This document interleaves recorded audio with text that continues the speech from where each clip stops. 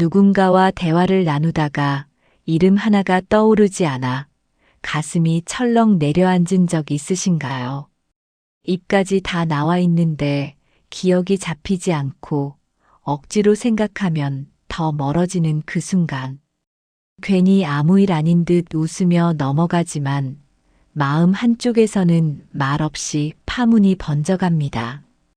내가 왜 이러지 예전에도 이랬나. 사실 변화는 그렇게 조용하게 아무에게도 말하지 못한 채 찾아옵니다. 멀리 걸어갈 힘은 여전히 있는데 계단이 갑자기 부담스럽다든지 약속이 즐겁긴 한데 외출 후엔 예전보다 훨씬 피곤하다든지 몸은 크게 아프지 않은데 마음이 이유 없이 가라앉는 날이 잦아질 때가 있습니다. 예전의 나와 지금의 내가 조금씩 어긋나는 것을 가장 먼저 느끼는 사람은 언제나 본인입니다. 아, 나도 요즘 그렇긴 한데 하는 생각이 드신다면 그건 절대 나약해서도 잘못 살아서도 아닙니다. 누구에게나 찾아오는 아주 자연스러운 시기이지만 정작 그 변화를 가장 깊이 느끼는 사람은 본인뿐이라서 마음이 더 외로워질 때가 있는 것뿐입니다. 그래서 저는 오늘 이 부분을 함께 나누고 싶습니다. 이 변화가 찾아온 뒤의 삶을 어떻게 바라볼지, 75세 이후의 시간들을 어떤 마음과 리듬으로 살아가야 할지, 그리고 작은 선택 하나가 앞으로의 5년, 10년을 어떻게 달라지게 만드는지에 대해 편안하게 이야기해 보려고 합니다. 누가 대신 답을 내려줄 수 있는 문제는 아니지만 선배 어르신들의 삶을 곁에서 보며 제가 얻은 깨달음과 경험을 오늘 영상에서 천천히 풀어보겠습니다. 본격적인 이야기 시작하기 전에 혹시 아직 구독과 좋아요, 알림 설정을 안 해두셨다면 한번 눌러두시고 이야기 이어가 보겠습니다. 75세 전후를 지나면 많은 분들이 비슷한 말씀을 하십니다. 70대 초반까지는 그래도 버텼는데 75 넘으니까 몸이 확 달라진 게 느껴져요. 어제 했던 일을 오늘 똑같이 하면 이상하게 훨씬 더 피곤해요. 말로 표현은 다르지만 그 속에는 공통된 마음이 들어 있습니다. 그래서 75세의 변화는 질병의 시작이 아니라 내 몸의 속도가 어느 순간 달라지는 순간으로 느껴지는 경우가 많습니다. 문제는 이 변화를 처음 마주할 때 대부분이 자신을 탓한다는 데 있습니다. 왜 이것도 예전처럼 못하지? 내가 이렇게까지 약해진 건가? 이렇게 마음속에서 스스로를 몰아붙이기 시작하면 하루하루가 더 무겁고 서운해집니다. 한편 같은 변화를 겪으면서도 조금 다르게 받아들이는 분들도 계십니다. 그래, 이제는 예전이랑 똑같이 살 순 없지. 조금은 나한테 맞게 조절해야지. 이렇게 생각하며 몸이 보내는 신호를 억지로 밀어붙이기보다 조용히 받아들이는 분들입니다. 이분들은 하루의 리듬을 조금씩 바꿉니다. 예전처럼 일을 한꺼번에 끝내지 않고 작은 단위로 나누고 중간에 쉬는 시간을 넣습니다. 오전에 힘을 썼다면 오후는 일부러 비워두고 예전 같으면 오늘 아무것도 안 했네라고 생각했을 일을 이제는 쉬어야 내일도 움직이지라고 스스로를 이해시킵니다. 겉으로 보면 별것 아닌 변화처럼 보이지만 이 조정이 이후의 5년, 10년을 완전히 바꿔놓습니다. 속도를 고집한 분들은 80세가 되기 전에 활동 반경이 급격히 줄어드는 경우가 많고 속도를 조정한 분들은 80세가 넘어도 산책을 하고 취미 모임을 다니고 사람들과 마음을 주고받으며 일상을 이어갑니다. 그래서 75세는 포기해야 하는 나이가 아니라 속도를 바꾸어야 하는 나이입니다. 그동안 살아온 방식이 틀렸던 것이 아니라 지금의 몸이 이제는 다른 템포를 원하고 있다는 뜻입니다. 왜 예전처럼 안 될까라고 자신을 미워하기 시작하면 몸과 마음이 동시에 무너지고 지금의 나에게 맞는 속도를 찾자라고 생각하는 순간 노년의 삶은 다시 단단해집니다. 75세는 인생이 꺾이는 시점이 아니라 페이스를 바꾸어야 하는 전환점입니다. 이 전환점을 어떻게 받아들이느냐가 앞으로의 품격과 건강, 행복을 가르는 갈림길이 됩니다. 속도가 달라지는 이 시기에는 몸에서 실제로 어떤 변화가 일어나는지, 그리고 그 변화에 어떻게 대응하면 좋을지 조금 더 구체적으로 살펴볼 필요가 있습니다. 무엇보다 먼저 몸에서 신호가 옵니다. 예전 같으면 가볍게 걸리던 길이 조금 더 멀게 느껴지고 계단 한 층만 올라가도 숨이 차고 한번 피곤하면 금방 풀리던 피로가 며칠씩 이어질 때가 있습니다. 처음엔 누구나 당황합니다. 갑자기 왜 이렇게 힘이 빠졌지? 어제까진 멀쩡했는데 무슨 일이 생긴 걸까? 병원에 가도 특별한 이상은 없다고 하니 더 혼란스러울 때도 있습니다. 조금 더 깊이 들여다보면 대부분 이런 변화는 몸이 갑자기 나빠져서가 아니라 근육과 심폐 기능의 회복 속도가 달라진 데서 비롯됩니다. 젊을 때는 무리해도 시간이 해결해줬지만 75세 전후부터는 몸이 회복을 서두르지 않습니다. 급하게 움직이기보다 천천히 조금씩 자극을 주는 방식으로 바뀐 것뿐입니다. 문제는 많은 분들이 이 변화를 처음에 인정하지 못한다는 점입니다. 그래서 오히려 운동을 더 강하게 하려고 합니다. 예전에는 만보도 걸었는데 오늘도 한번 해봐야지. 한번 땀 쫙 빼야 몸이 개운하지. 이렇게 해보시면 대부분 다음날 더 큰 피로가 몰려옵니다. 다리가 풀리고 계단 내려가는 게 겁나고 며칠 동안 몸이 무거워서 아무것도 못하는 경우도 있습니다. 반대로 변화를 받아들인 분들은 운동을 예전 몸으로 돌아가기 위한 싸움이 아니라 지금의 몸을 살리는 작업으로 바라봅니다. 그래서 운동을 아주 낮은 단계에서 시작합니다. 하루 20분 욕심내지 않고 걷기, 의자에서 천천히 앉았다 일어나기 10번, 엘리베이터 대신 계단을 한 층만 오르기. 가벼워 보이지만 꾸준히 하면 일주일, 2주일 뒤부터 몸이 확연히 달라집니다. 다리에 조금씩 힘이 생기고 숨이 차는 속도는 느려지고 피로가 쌓이지 않고 풀리는 시간이 짧아집니다. 이 시기에는 단백질도 선택이 아니라 필수입니다. 젊었을 때는 밥만 잘 먹어도 살 수 있었지만 나이가 들면 근육이 쉽게 빠지고 회복이 느려집니다. 그래서 운동과 단백질이 함께 갈 때 몸은 훨씬 더 빨리 안정감을 되찾습니다. 어렵게 생각하지 않으셔도 됩니다. 아침에 계란 하나 챙기기, 두부콩 생선을 하루 한 번 식탁에 올리기, 고기 반찬을 조금이라도 자주 먹어보기. 이 정도만 해도 몸이 버티는 힘이 달라집니다. 운동은 욕심내지 않고 꾸준히, 식사는 허투루 넘기지 않고 단백질을 챙기면서 몸에 무리가 가지 않는 선에서 조금씩 자극을 주면 가속 노화를 크게 늦출 수 있습니다. 이 시기의 운동은 젊을 때처럼 몸을 끌어올리는 싸움이 아니라 지금의 몸과 손잡고 같이 가는 연습에 가깝습니다.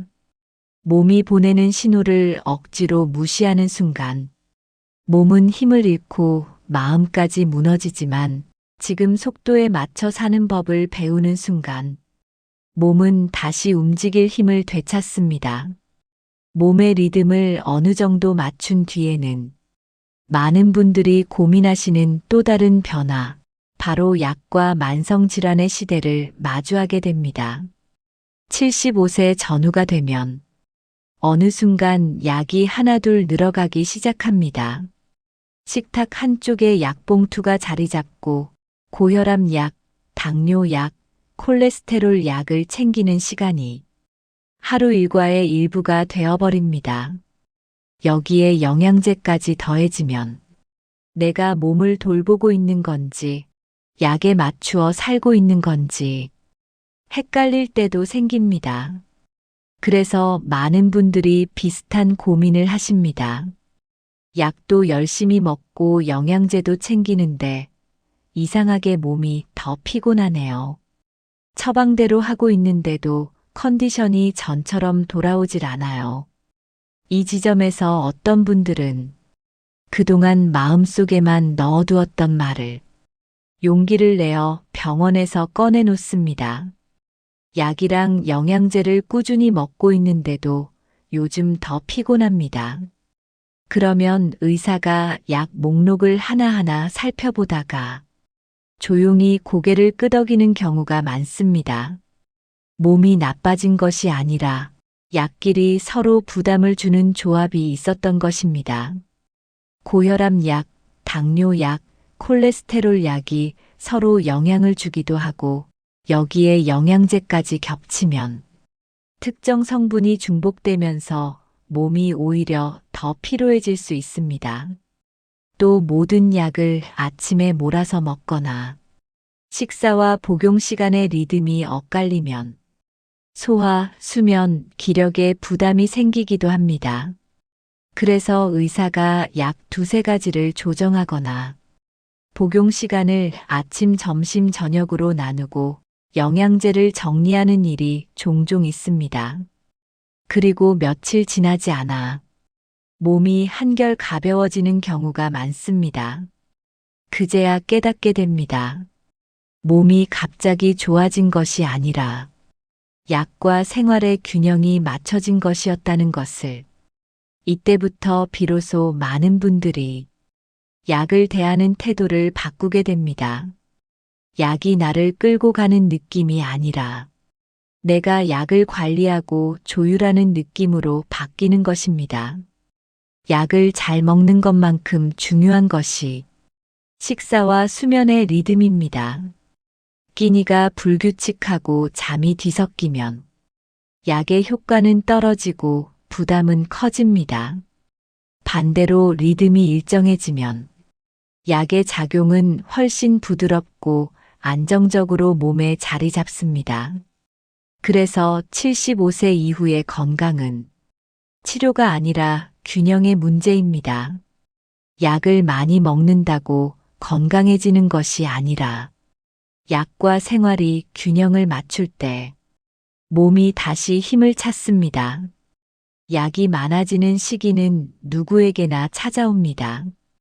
그건 늙었다는 신호가 아니라 몸을 조금 더 섬세하게 돌봐야 할 시간이 왔다는 뜻일 뿐입니다.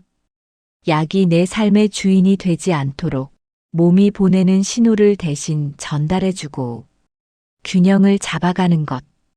그게 건강하게 오래 사는 가장 현실적인 방법입니다.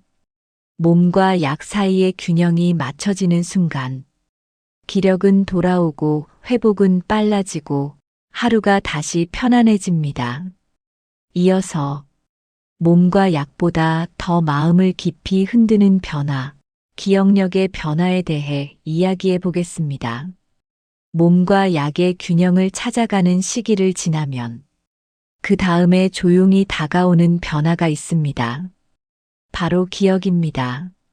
물건을 어디에 두었는지 도무지 떠오르지 않을 때 분명 잘 아는 사람인데 이름이 입술 끝에서만 맴돌다가 한참 뒤에야 겨우 생각날 때 방에 들어와 놓고 내가 여기 왜 왔지? 하고 멍하니 서 있던 순간이 점점 잦아지기 시작합니다. 이럴 때 가장 먼저 찾아오는 감정은 놀람이 아니라 두려움입니다. 혹시 치매가 시작되는 건 아닐까? 이제부터 더 빨리 잊어버리는 건 아닐까? 이 걱정이 마음속에서 조용히 뿌리를 내리기 시작합니다. 그래서 많은 분들이 자연스럽게 스스로를 보호하려고 합니다. 틀릴까봐 말을 아끼고, 실수할까봐 약속을 줄이고, 어색할까봐 사람을 적게 만나고, 기억을 놓칠까봐 대화를 피하기 시작합니다. 생각해보면 기억이 떨어져서 사람을 피한 것이 아니라 기억을 잃을까봐 겁이 나서 사람을 피하기 시작한 경우가 많습니다. 그러던 어느 날 어떤 분이 가까운 지인에게 이런 말을 들었다고 합니다. 기억이 안 나면 어때요? 다시 물어보면 되죠. 대화는 시험이 아니에요. 마치라고 있는 게 아니잖아요. 그 말이 마음속 어딘가를 따뜻하게 건드렸다고 했습니다. 억지로 기억을 붙잡으려 애쓸수록 뇌가 오히려 더 얼어붙는다는 걸 그때 비로소 알게 되었다고 했습니다. 그 뒤로 그분은 기억을 대하는 방식을 바꾸었습니다. 외워야 하는 목록처럼 쥐고 애쓰는 대신 살아있는 장면처럼 꺼내보는 연습을 시작했습니다. 어제 하루 중 가장 기분 좋았던 순간 하나 떠올려 보기, 어릴 적 다니던 시골길 풍경을 천천히 다시 그려보기, 소중한 사람과 함께했던 장면을 한 조각씩 꺼내어 이야기해보기. 이런 기억에는 숫자나 단어가 아니라 감정이 들어있습니다. 그래서 억지로 머리를 짜내지 않아도 자연스럽게 떠오릅니다. 그리고 혼자 떠올리기만 하는 것보다 누군가와 함께 이야기할 때 뇌는 훨씬 더 활발히 깨어납니다. 감정이 오가는 대화는 단순한 말 주고받기가 아니라 기억을 다시 연결하는 작업이기 때문입니다. 혼자 있는 시간이 길어질수록 기억은 점점 흐려지고 누군가와 말을 나누는 시간이 늘어날수록 기억은 다시 색을 입기 시작합니다. 뇌는 쓰면 닳는 기관이 아니라 쓰면 살아나는 기관입니다. 기억력이 떨어진 듯 느껴질 때 침묵은 기억을 더 닿게 만들고 대화는 기억을 다시 펼치게 만들어줍니다. 그래서 기억력의 변화는 두려워해야 할 경고가 아니라 이제는 다른 방식으로 나를 사용해 달라는 뇌의 신호일지도 모릅니다. 기억을 잃지 않기 위해 조용히 숨는 것이 아니라 기억을 이어가기 위해 조용히 마음을 열어보는 것. 그 변화 하나가 앞으로의 5년, 10년의 마음 상태를 완전히 바꿔놓습니다. 이번에는 기억보다도 더 사람의 마음을 깊이 흔드는 변화, 바로 관계와 외로움에 대한 이야기를 해보겠습니다. 몸이 달라지고 약이 늘어나고 기억의 속도가 조금씩 느려지는 시기를 지나면 그 다음부터 사람을 가장 깊이 흔드는 것은 사실 몸이 아니라 마음입니다. 특히 외로움이라는 감정은 큰 사건처럼 갑자기 찾아오지 않고 아주 작고 조용하게 스며듭니다. 어느 날 휴대폰 연락처를 내리다 보면 자꾸 멈추는 순간이 생깁니다. 예전에는 먼저 생각나는 사람이 많았는데 이제는 누구에게 연락해야 할지 문득 떠오르지 않을 때가 있습니다. 그때 새삼스레 마음 안쪽이 서늘해집니다. 가까이 지내던 이웃이 이사를 가고 함께 걸어다니며 수다 떨던 친구가 건강이 나빠져 자연스럽게 연락이 줄어들고 가족들 역시 각자의 삶에 바빠지면서 예전만큼 자주 연락이 오지 않을 때 천천히 그러나 깊게 혼자 있는 시간이 길어지기 시작합니다. 혼자가 좋을 때도 있습니다. 조용함이 편안한 날도 있습니다. 하지만 그 조용함이 오래 이어지면 편안함이 아니라 허전함으로 바뀌는 순간이 찾아옵니다. 집안의 고요가 안정이 아니라 공허로 느껴지는 날 말입니다. 그럴 때 사람 마음은 두 방향으로 나뉩니다. 누군가는 마음이 허전해지면 누군가를 만나고 대화를 시도하며 연결을 회복하기 위해 작은 행동을 합니다. 반대로 누군가는 굳이 나부터 연락할 필요 있나, 민폐가 되면 어떡하나, 괜히 어색해지면 어떡하나 하는 생각이 앞서면서 연락을 더 미루고 약속을 줄입니다. 그리고 어느 순간 혼자가 편한 것 같아 라는 생각으로 돌아섭니다. 하지만 사실 편한 것이 아니라 혼자 있는 상태에 익숙해진 것일 때가 더 많습니다. 외로움이 무서운 이유는 몸보다 마음을 먼저 약하게 만들기 때문입니다. 식욕, 수면, 면역력, 의욕까지 조용히 무너뜨리는 힘을 가지고 있습니다. 겉으로는 멀쩡한데 삶의 온도가 조금씩 낮아지는 방식으로 찾아옵니다. 하지만 외로움도 체력과 비슷합니다. 쓰지 않으면 약해지고 조금만 움직이면 다시 강해집니다.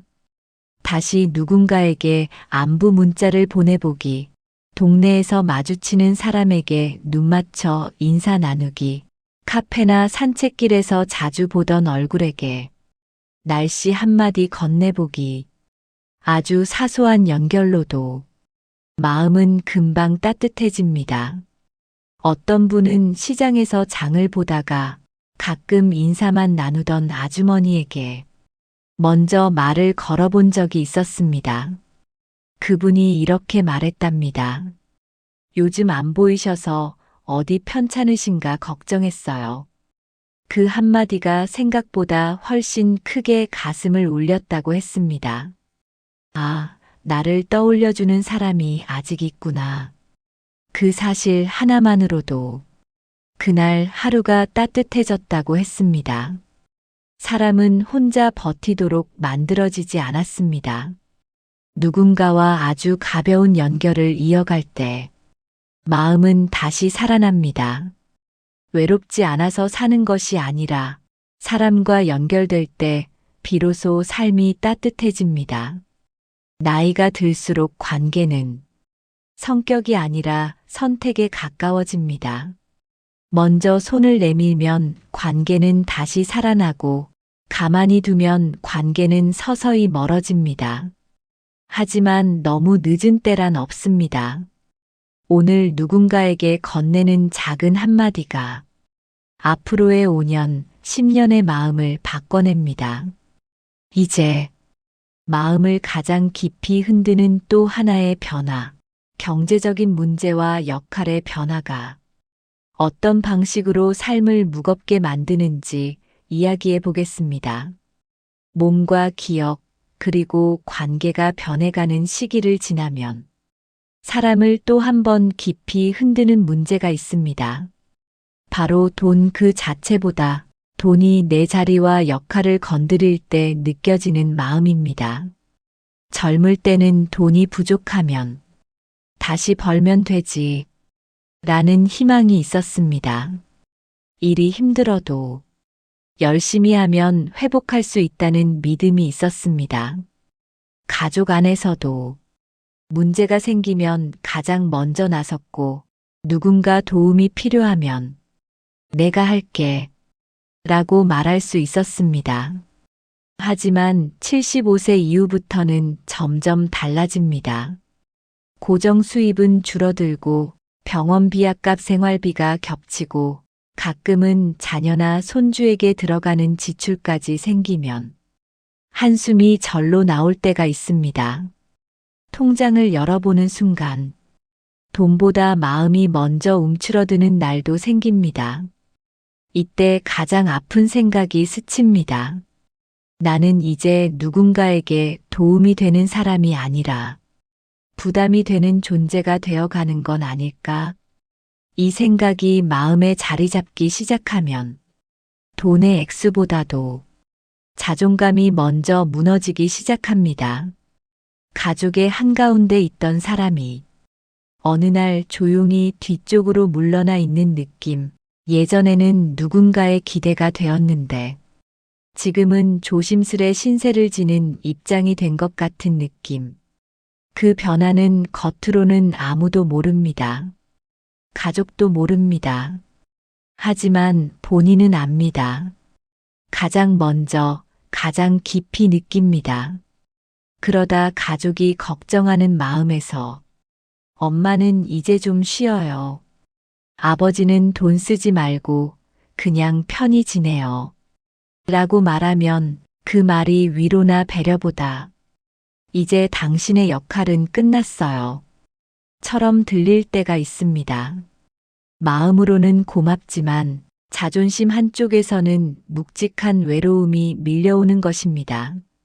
그런 시간들을 지나면서 어떤 분들은 삶의 의미를 완전히 잃어버리기도 합니다. 나는 이제 할 수 있는 게 없다. 나는 이제 아무짝에도 쓸모가 없다. 이런 생각이 들기 시작하면 몸도 마음도 급격히 시들어갑니다. 하지만 다른 방향으로 나아가는 분들도 있습니다. 그분들은 어느 순간 조용히 깨닫습니다. 나이가 들수록 의미는 돈의 크기나 큰 역할에서 오는 것이 아니라 내가 할 수 있는 작은 역할에서 온다는 것을. 누군가에게 따뜻한 밥 한 끼를 내어놓는 일, 반찬을 한두 가지 나누어 주는 일, 먼저 안부 문자를 보내는 일, 기운 빠져 보이는 사람에게 조용히 위로 한마디 건네는 일. 이런 작은 행동들이 누군가의 하루를 바꾸는 힘을 가지고 있습니다. 어떤 분은 옆집 아주머니에게 반찬을 조금 나누어 드린 적이 있습니다. 그냥 아무 생각 없이 드린 것이었지만 며칠 뒤 그분이 이렇게 말씀했다고 합니다. 지난번 음식 덕분에 정말 힘났어요. 고마워요. 그 말을 듣는 순간 마음 안쪽이 조용히 뜨거워졌다고 했습니다. 아, 내가 아직 누군가에게 힘이 될 수 있구나. 돈이나 능력이 아니라 순간의 온기가 사람을 다시 일으켜 세운 것입니다. 그때부터 그분은 스스로에게 이렇게 속삭였다고 합니다. 나는 여전히 누군가에게 필요한 사람이다. 그 말이 마음을 지탱해주는 기둥이 되었습니다. 경제적인 여유가 있을 때만 소중한 사람이 되는 것이 아니고 큰 역할을 해낼 때만 가치 있는 것도 아닙니다. 나이가 들어도 우리는 여전히 누군가에게 기대가 되고 위로가 되고 기쁨이 될 수 있습니다. 나이가 들수록 필요한 것은 대단한 업적이 아니라 내가 앉아 있을 자리, 내가 기여할 수 있는 작은 역할입니다. 그 역할 하나가 마음을 지키는 가장 강한 힘이 됩니다. 이제 지금까지의 변화를 돌아보면서 앞으로의 5년, 10년을 어떻게 살아갈지 방향과 선택의 문제를 함께 생각해 보겠습니다. 지금까지 지나온 변화들을 돌아보면 많은 분들이 어느 지점에서 같은 생각을 하게 됩니다. 이제 남은 삶이 얼마나 될지는 모르겠지만 지금부터의 시간을 어떻게 살아야 하는 걸까? 75세 이후의 삶은 운이나 체질만으로 결정되지 않습니다. 가장 큰 차이를 만드는 것은 몸과 마음이 보내는 신호를 어떻게 받아들이느냐, 그리고 어떤 선택을 하느냐입니다. 70세에서 75세 사이에 찾아오는 변화는 생각보다 빠르고 깊습니다. 몸은 예전의 속도로 살면 힘들다고 알려주고, 약은 균형을 맞춰달라고 신호를 보내고, 기억은 새로운 방식으로 사용해달라고 부탁하고, 관계는 손을 내밀어 달라고 조용히 기다립니다. 경제적 역할이 변하는 시기에는 내 가치와 의미를 다시 세워달라고 마음이 속삭입니다. 이 신호들을 외면하고 예전의 방식 그대로, 예전의 속도 그대로, 체력과 의지만으로 밀어붙이면 몸이 먼저 무너지고 마음이 그 뒤를 따라갑니다. 그러면 어느 순간 삶이 나를 끌고 가는 것처럼 느껴지기 시작합니다. 반대로 조금이라도 속도를 조절하고 몸의 변화를 인정하고 약과 기억, 관계와 마음을 관리하기 시작하면 삶이 다시 내 편에 서기 시작합니다. 하루하루가 버거움이 아니라 보람과 안정으로 채워집니다. 어떤 분들은 이렇게 말합니다. 운동을 새로 시작하기에는 늦었어. 이 나이에 친구를 다시 사귀기는 어려워. 지금 와서 뭘 바꾼다고 달라질까? 하지만 실제로 80세를 넘어서도 활기차게 지내는 분들을 보면 공통점이 하나 있습니다. 어떤 것을 크게 이룬 사람이 아니라 아주 작은 선택을 매일 이어간 사람이라는 점입니다. 오늘 걷기 10분을 선택한 사람, 아침에 단백질을 챙겨 먹는 것을 선택한 사람, 약을 그냥 넘기지 않고 몸의 반응을 관찰한 사람, 기억을 숨기지 않고 누군가에게 말을 건넨 사람, 누군가에게 안부 한마디를 먼저 전한 사람. 이런 작은 행동이 모여 5년 뒤에 몸을 만들고 5년 뒤에 마음을 만들고 5년 뒤에 인간관계를 만들고 결국 5년 뒤에 삶을 만듭니다. 늦은 나이라는 건 없습니다. 멈추는 순간 늦어질 뿐입니다. 오늘 무엇이든 아주 작은 행동 하나를 선택하는 순간 내일의 인생은 이미 다른 방향으로 움직이기 시작합니다. 앞으로 남은 시간이 얼마나 되는지보다 중요한 것은 앞으로 남은 시간을 어떤 속도로, 어떤 마음으로, 어떤 방향으로 살아갈 것인가입니다. 그 선택이 우리의 품격과 행복을 결정합니다. 75세는 끝이 아니라 삶의 방식과 속도를 다시 정비해야 하는 갈림길입니다.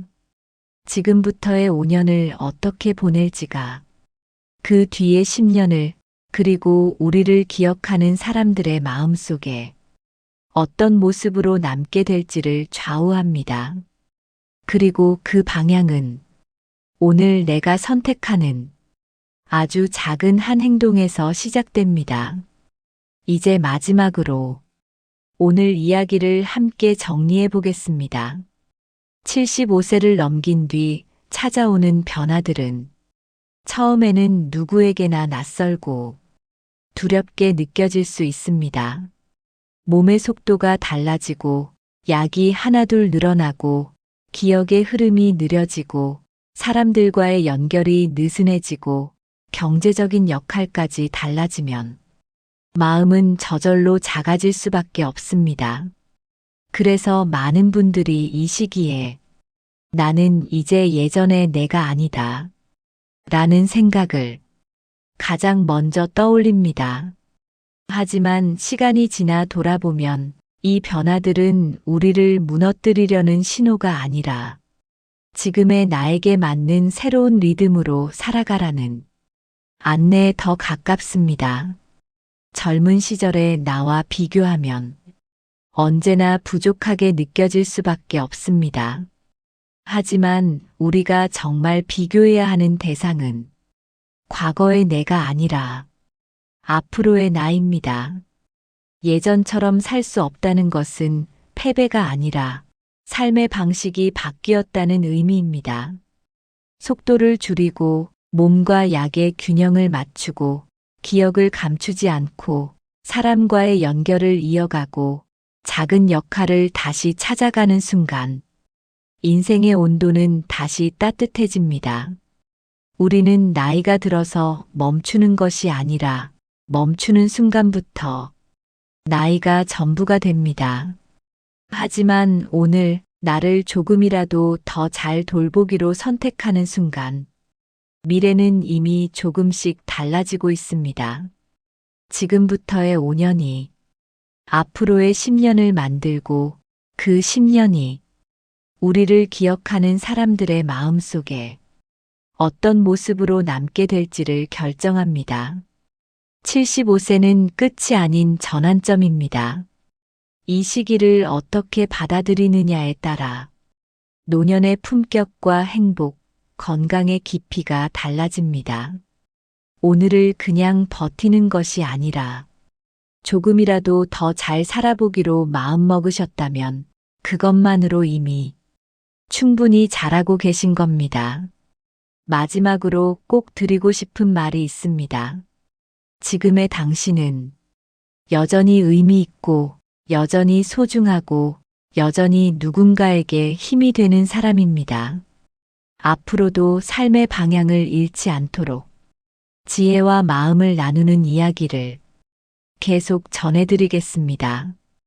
구독과 좋아요, 알림 설정해 두시면 다음 영상도 놓치지 않으실 거예요.